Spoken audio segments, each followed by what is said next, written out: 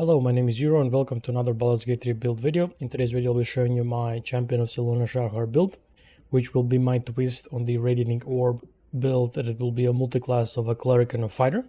This build I believe is very fitting for Shadowheart if you do choose to side with Selûne. And I also wanted to make this build because I already did a Shar counterpart of a build themed around Shadowheart. So let's get into it. For race, of course, since we are picking Shadowheart, we will be a half-elf. Of course, if you do want to make this with a custom character, you absolutely can. It will work just fine. But as Shadowheart, we are a high half-elf, and therefore we will also get the high elf cantrip, out of which we will be picking Friends. This gives us advantage on charisma checks and non-hostile creatures. This is great for outside of combat, so basically just dialogues. Only thing you do have to make sure if you're on Tactician or Honor mode that you leave the area. Otherwise, you might get accused of enchanting them and you will get into trouble because it will be treated as a crime. Otherwise, if this is not your main character, you can pick something like Mage Hand, Mental Illusion. You can get Light, but you will already have access to it. Dancing Lights are nice. And of course, Fireball, just so you can light up surfaces. But if this is your main character, then of course, picking Friends is the way to go. For our class, we're picking Cleric, of course. And for our Cleric cantrips, we're going with Guidance. This gives us 1d4 bonus to ability checks. Resistance, which gives us a 1d4 bonus to saving throws. And Thaumaturgy, which gives us advantage on Intimidation and Performance checks. This cantrip, in particular, I believe, is not treated as a crime if you use it on somebody, because I think you use it on yourself, so it should not cause you any issues if the duration of the cantrip runs out. For the subclass, we're going with Light Domain Cleric. This is going to give us a light cantrip, which is going to be quite handy for us since we will need to infuse our weapons or ourselves with it so that we can deal bonus radiant damage from one of our rings. Then for our light domain spells, we gain the Burning Hands, a night damage dealing spell that's a short range spell that you would want to use against 2 or more enemies that are clumped up together. Then we also get Fairy Fire. All targets within the light turn visible and attack rolls against them have advantage. This is a nice AoE spell that you can use on a group of enemies to possibly get advantage against them, though you have to be careful because this can target you and your allies as well. And for a subclass feature, we gain the Warding Flare. You shield yourself with Divine Light, use your reaction to impose disadvantage on an attacker, possibly causing their attack to miss. This is going to get upgraded later on, where it will be able to give this effect to our allies so that enemies have a disadvantage on their attack against them. For the background, Shadowheart is an acolyte, so we cannot change this. If you're going with the custom character, of course, pick the background that fits your character or your role-playing purposes the best. For the ability scores, we're gonna go with 17 strength. This is so that we have good chances of hitting our enemies and so that we have some little bit of bonus damage. 10 dexterity, which is going to be quite low, but we'll be using a shield to compensate for it, and we'll be using equipment to gain initiative until later on, which I'll get into in a bit. 16 Constitution, so that we have good HP and so that we have a greater chance of saving our Constitution saving throws. And we'll go 14 Wisdom, just so we have a somewhat decent spell save DC and attack rolls. Although our main spells in the early game will be just like Sanctuary, Bless and so on. We'll not be using offensive spells all that much until we get the Spirit Guardians. Now, after you reach Act 3 and you get the Amulet of Greater Health, which is going to set your Constitution to 23, we're going to respec and remove all of our Constitution here, and instead we're going to put 14 into Dexterity and 16 into Wisdom, giving us +2 additional armor and initiative, and also gaining us greater spell save DC and attack rolls. The last 2 points I would suggest you put into Charisma, just so you have a little bit of an increase to your dialogue skills or proficiencies. And then for your skills themselves, I would suggest putting it in Persuasion. By default, I believe it is in Medicine, so Medicine doesn't come up all that often, so putting it into Persuasion is a lot better. Then we'll now get into the rest of the levels. Alright, so at level 2, we unlock our first Channel Divinity charge. We also gain Turn Undead. We pray to turn all undead that we can see. This makes it so that the undead creatures affected will run away from us for 3 turns or until they take damage. Now the second action we unlock is the Radiance of Dawn. It is a AoE damage spell that deals 2d10 radiant damage, and also it is great for inflicting Radiating Orb. Even if the enemy save, they still take half damage, so they're getting radiant orbs on them regardless. For the spells, we're gonna go with the Healing Word, a nice ranged healing spell that is very handy for picking up allies that are wounded on the floor without wasting a action. Bless, not spell, but Bless. It is going to be one of the most important spells that we pick up before we unlock 3rd level spells. We can bless up to 3 creatures, they gain a 1d4 bonus to saving throws and attack rolls, and if we upcast this once, we can cast Bless on our entire party, which is very good. And then the last 3 spells here, I would suggest you pick up Sanctuary, Shield of Faith, and Protection from Evil and Good.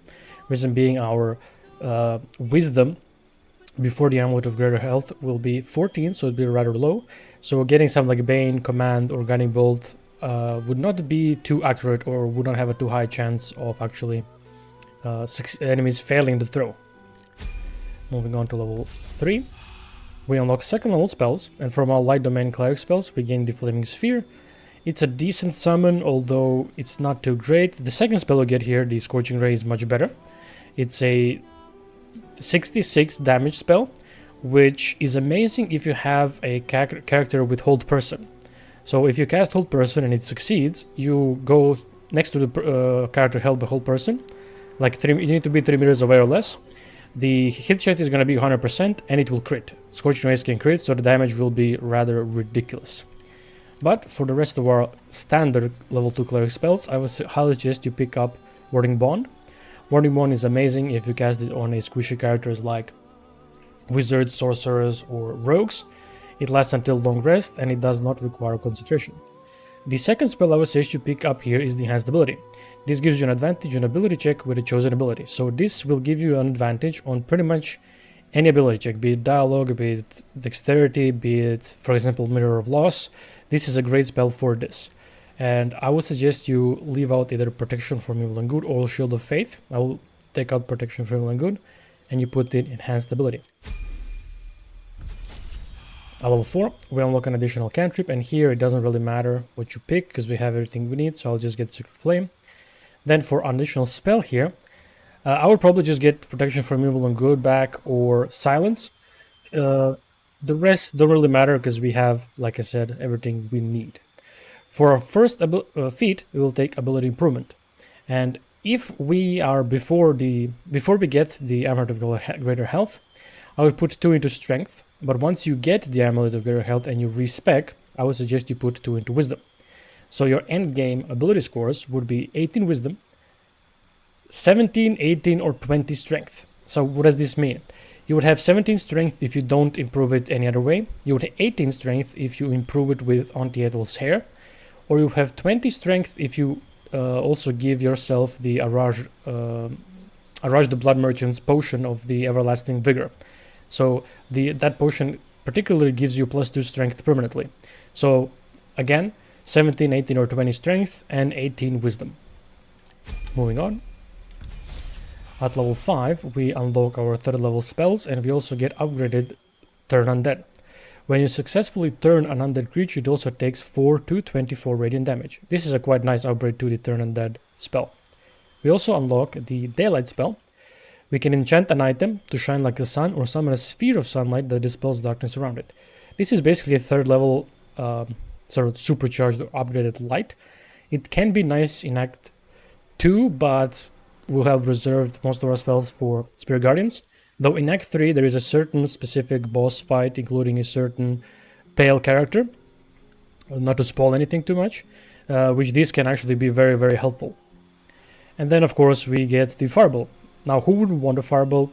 It's an amazing spell, especially the Cleric, but since we are level 3, most of all level 3 spells will be reserved for Spirit Guardians, but hey, if you want to chuck a Fireball at somebody, I will not judge you for it. Then, because we spent our ability improvement on Wisdom, we unlocked 2 additional spell slots, so here I would suggest picking up, of course, the Spirit Guardians, and then for the last one, it doesn't really matter all that much, since we already have everything we need. You could, although, just pick up Protection from Evil and Good here if you didn't do it before. At level 6, this is our last Cleric level, we gain an additional Channel Divinity charge, and we gain the improved Warding Flare. When you attack an enemy, when an enemy attacks an ally, you can use your reaction to impose disadvantage on the attack roll, possibly causing their attack to miss. This is great because this can help our allies as well as ourselves. And for the spells here, for your last spell here, it doesn't really matter what you pick, since again we have everything we need, so I will just go with, let's say, Cure Wounds. And then at level 7, we are going to multi-class into a fighter, and our fighting style will be defense, so that we gain +1 to our armor class. At level 8, we just unlocked Action Surge, nothing too fancy. At level 9, we unlock our subclass, and here we will be picking Battle Master. For Battle Master maneuvers, the most important one will be Goading Attack. This makes it so that if the enemy fails the save, they are forced to attack you. It says here they gain disadvantage on attack rolls against anyone but you, but in reality what this means is they are forced just to attack you and not anybody else, unless maybe you're dead and they really can't attack you, then I guess then they would be able to attack somebody else. The second maneuver we'll take is the Disarming Attack, a very nice maneuver that lets you disarm your enemy's weapon from their hand, and you can pick it up to essentially remove their weapon from the entire fight, unless they have the Permanently Armed trait. The last maneuver we'll take is the Trip Attack. You essentially a powerful attack that possibly knocks the target prone. If it succeeds, this essentially gives you advantage on melee attacks against prone enemies. At level 10, we unlock our second feat, and here you most likely won't have the Amulet of Greater Health. But if you do have it, then you do not need Warcaster. But if you don't have it, I would suggest you pick up Warcaster here to get advantage on concentration saving throws. But once you get the Amulet of Greater Health, then I would suggest picking up Polearm Master instead. So that's what I'm going to do here. I'll pick up Polearm Master. But again, if you don't have the Amulet of Greater Health, get Warcaster, and then once you get it, you have to respec anyway, and then pick up Polearm Master. Now, Polearm Master gives you the Polearm Master opportunity attack. When the wielder when wielding a glaive, halberd, quarterstaff, or a spear, you make an opportunity attack when a target comes within your melee range, which is great. It's just essentially a free attack that you use your reaction for. And then also, when you attack with a glaive, halberd, quarterstaff, or a spear, you can use a bonus action to attack with the butt of your weapon, dealing 1d4 bludgeoning damage. Now, this will also deal 2 radiant damage because of our ring, further applying radiant orbs. At level 11, we unlock finally our extra attack, which is quite late. It's only at level 11, but it is still manageable, and we will take it, of course. At level 12, we unlock our third and last feat. Here, I would suggest you pick up Sentinel. What Sentinel does is when an enemy within melee range attacks an ally, you can use your reaction to make a weapon attack against that target. The target ally must not have the Sentinel feat. So what does this mean? It means that if the two characters next to each other have a Sentinel feat, this won't work. This won't trigger. But if one of you has Sentinel and the other one doesn't, and the other one gets attacked, the Sentinel will activate and allow you to attack the enemy as sort of a punishment. We also gain advantage on opportunity attacks, and when you hit a creature with an opportunity attack, it can no longer move for the rest of its turn.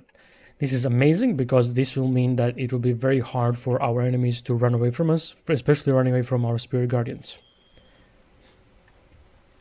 And that's it. Now we'll move on to the equipment section. Here we are in the equipment section, so starting with our headgear, we're going with the Hoglance Helm. Creatures who miss their attack rolls against the wearer must make a dexterity saving throw or take 1d4 radiant damage. This is great because this can further apply Radiant Orb on enemies that do take this 1d4 damage.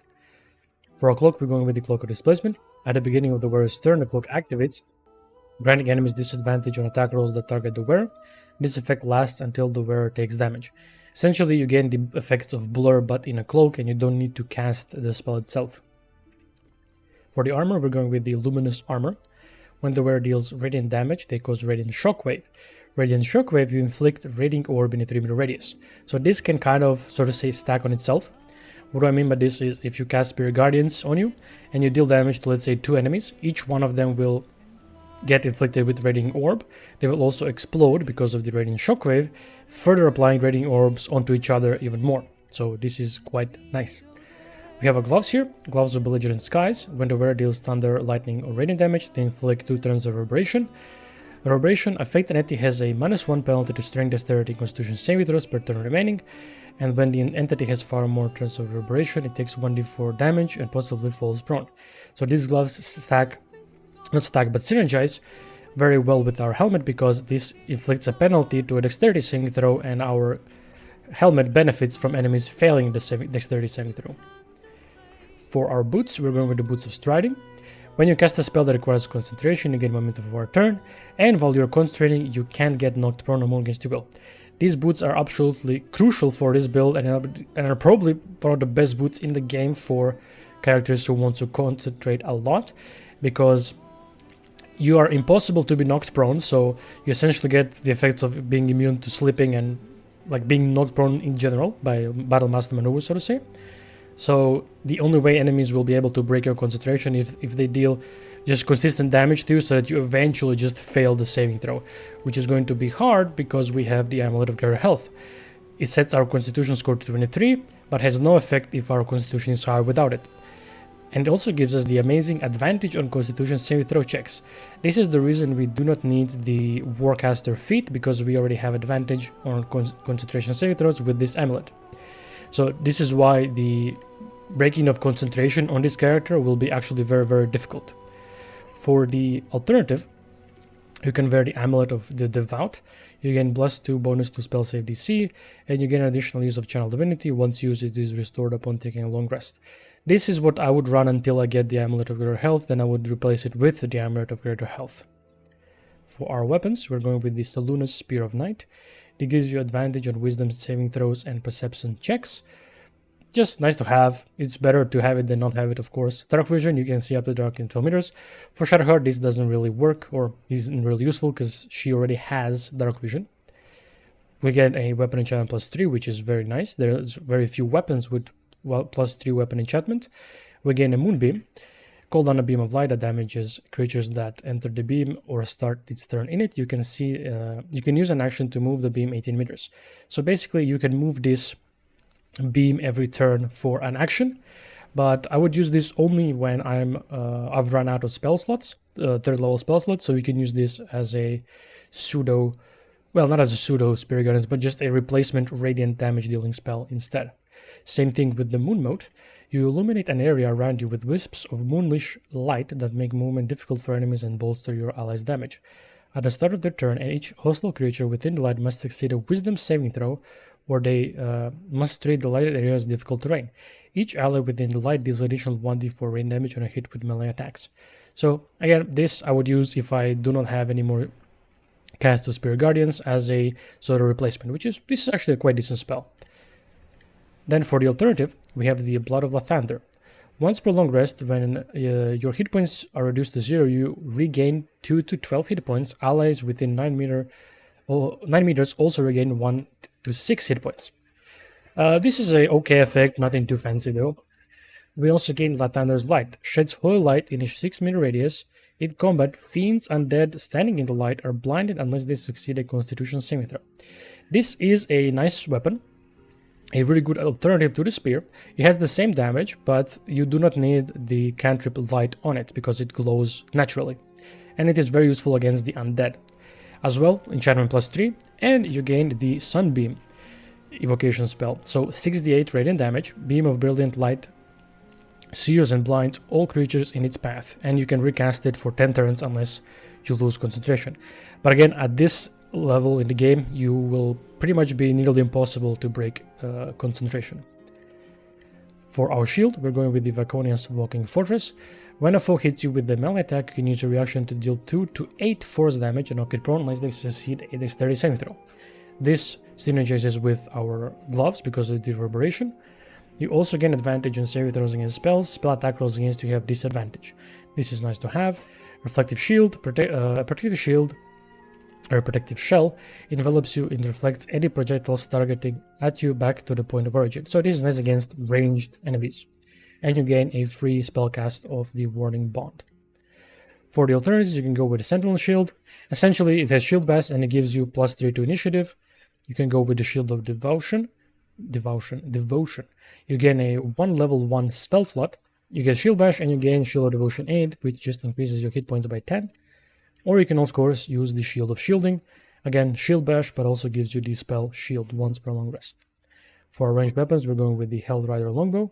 Gain a +3 to initiative, which is what we want here, and then Fiendish Fire we won't really get a use out of because we will not be using our ranged weapon attacks because, well, we have low dexterity, so we're very inaccurate with them. But that's it for the equipment section. I will now see you in the battle showcase.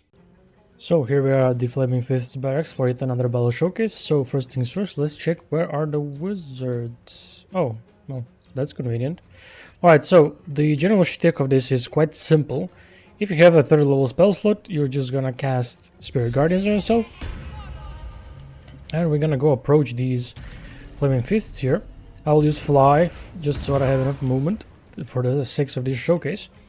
And let's see. So this guy got Reverberation afflicted on himself and Radiating Orb, 4 of them. This guy didn't get Reverberation, but he did get Radiating Orb. Now they would get 2 Radiating Orbs, but because of the Radiant Shockwave, they kinda inflicted Radiating Orb on each other because of it. Alright, so let's go try to fly over here and see if we can get more. Okay, so again, see, they both missed, so now they each have 6 stacks of Radiating Orb. Then this guy got Reverberation, and this guy got additional 2 stacks of Reverberation. So you can see as the fight progresses, they will just have more and more stacks of Reverberation on themselves, just naturally. Alright, so if we look here, these 2 also got 4 stacks because they inflicted on each other. This guy got 8 because, well, why not? Probably because a bunch of explosions afflicted her. But now, since we are a fighter and we do have Action Surge, we're going to use it. And then you can either use your goading attacks or whatever, or you could just use Radiant of Dawn, which is going to be very nice here because we'll hit all of them and inflict even more Radiating Orb and Reverberation on some of them. Now, of course, since we have bonus action free, and if we really want to do more damage, we can pop another one of these because we replenish Channel Venom on short rest. So in theory, per long rest, we would have 6 of these. So in big important fights, you can just do that, and oh, just like that, we took out 3 of them, and the rest of them are, or 4 of them actually, and the rest of them are low health. So there you go, that's it. I hope you enjoyed. I would appreciate if you leave a like and subscribe for more Baldur's Gate 3 content. Feel free to post any comments if you have questions down below or suggestions, and I will see you in the next one.